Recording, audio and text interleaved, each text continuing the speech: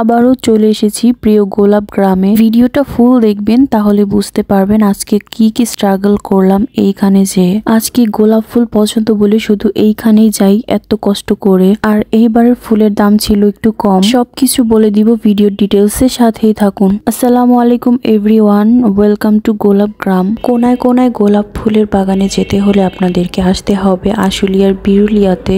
এই জায়গাটার পুরো ডিটেলস আমি আগের ভিডিওতে দেখিয়ে দিয়েছি। আপনারা যেতে চাইলে ভিডিওটা চেক আউট করে নিতে পারেন, ওইখানে ডিটেলস অ্যাড্রেস দেওয়া আছে। গোলাপ গ্রামে স্বল্প মূল্যে গোলাপ ফুল পাওয়া যায় এটা ঠিক, কিন্তু সব মৌসুমে পাওয়া যায় না। এখন হচ্ছে মে মাস আর এখন গোলাপ ফুল প্রচুর পরিমাণের ফলন দেয়। তো আমার ভাগ্নির লাস্ট পরীক্ষার দিন সে যেতে চেয়েছিল গোলাপ গ্রামে, তাকে আমরা নিয়ে এসেছি। যেহেতু ওর সিট পড়েছিল ওই গোলাপ গ্রামের কাছেই, তো আমরা ভাবলাম যে ওর পরীক্ষা শেষ করে চলে যাই। আর আমরা গিয়েছিলাম হচ্ছে দুপুরে। এই টাইমটাতে একটা মানুষও থাকে না গোলাপ গ্রামে। আর আমরা যাদের কাছ থেকে ফুল কিনবো তারাও তেমন একটা থাকে না। তার উপরে ছিল প্রচুর পরিমাণে গরম আর রোদ। আমাদের অবস্থা নাজেহাল হয়ে গিয়েছিল। গোলাপের দাম আপনারা নিজেই শুনে নিন। কয়টা 10 টাকা? একটা 10 টাকা? এত দাম যে? মানে এই যে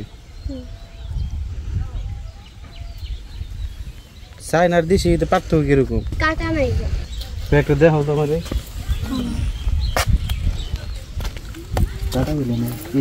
এই সাদা গোলাপ কত করে? এই যেগুলা আমি সাজেস্ট করব আপনারা সব জায়গা থেকে ফুল কিনবেন না, তারা কাস্টমার পেলেই ঠকিয়ে দেয়। এমনিতেই গরম, ফুলের দাম শুনে আরো মাথা গরম হয়ে গিয়েছে। অনেক গরম। তোমরা রোদ্রে খুব ভালো লাগে, অনেক ভিটামিন ডি।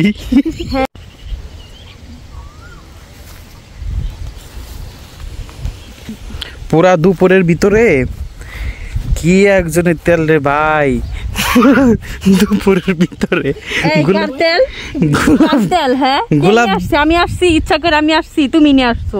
গোলাপ গ্রামে আইছে।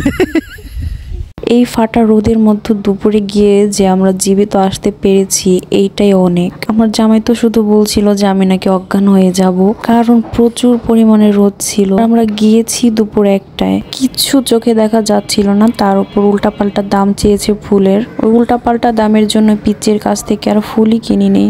লাস্টে টুইস্ট থাকবে যে কই থেকে ফুল নিলাম। গাইস, আমরা কিন্তু ফুল কিনিনি, আমরা কিন্তু চুরি করছি। লাস্ট ওই ক্লিপটা অ্যাড করা থাকবে আমরা কোন বাগান থেকে ফুল চুরি করছি। আর হ্যাঁ, এই যে আঙ্কেলটার কাছ থেকে হলুদ কালার কিছু ফুল কিনেছিলাম। মানে হলুদ কত? ওটা হইলো চায়না, 60 টাকা পিস রাখুন। কোনটা? হলুদ? হলুদ।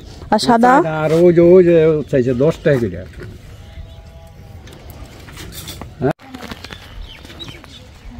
এই মাত্র মিলাই দিলে নিবা হলুদের ভিতরে ওই যে সাদা মিলাই দিমু। মিলায় না, একটা কাজ করেন, আপনি লাল কয়েকটা দিয়ে দেন, একটা তোড়া কইরে, আর হলুদ কয়েকটা দিয়ে দেন, 10টা দিয়ে দেন। 10টা না? আর লালটা দিলে কত নেবো চাচা? লাল টাকা 3 টাকা দিই। এই যে না তোমার এটা খেতে দিলে 1 টাকা করে দিলে হইব। কোনটা? ওইটা না, 800 টাকা বান্ডি। কত করে দিবে এরকম? এই কইলাম, এই তুমি কইলাম, আপনি জিজ্ঞাসা করেন তো, চাপাই না হলে দিন।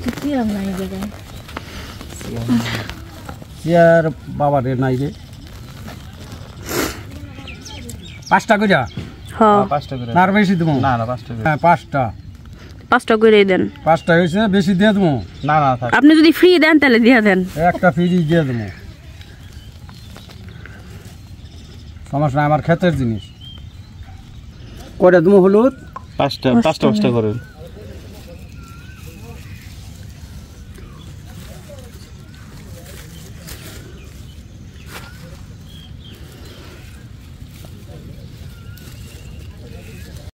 আমরা খুবই অল্প পরিমাণে ফুল নিয়েছিলাম।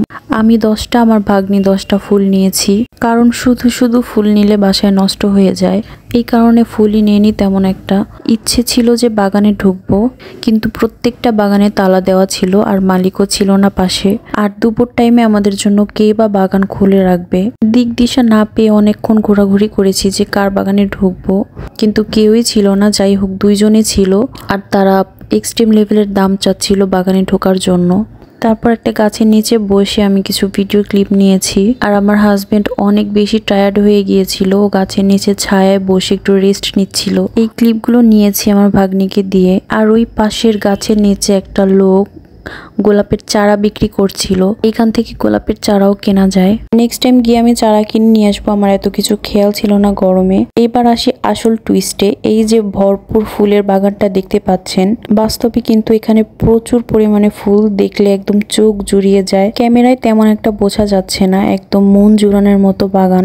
এই বাগানটায় আমরা যাওয়ার সময় চোখে পড়েছে যে এত ফুল, আর এটা পুরোই উন্মুক্ত একটা বাগান ছিল, কেউই ছিল না বাগানের পাশে। ঢুকতে আমাদের কোনো ফি লাগে নাই।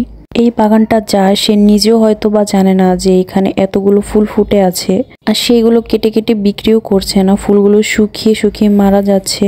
আর ফুলের সাইজও বিশাল বিশাল এক একটা। আমরা যখন বাসায় ফিরছিলাম তখনই অটোতে করে এই বাগানটা দেখেছি, তখনই আমরা দুইজনে দেখে তো একদম পাগল হয়ে গিয়েছিলাম। আমার ভাগ্নি একটা আফসোস থেকেই যেত, যদিও বাগানে ঢুকতে না পারতো। ফাইনালি আমরা বাগানে ঢুকেছিলাম, আর হ্যাঁ, বাগান থেকে কিন্তু অনেকগুলো ফুল চুরি করেছিলাম আমরা।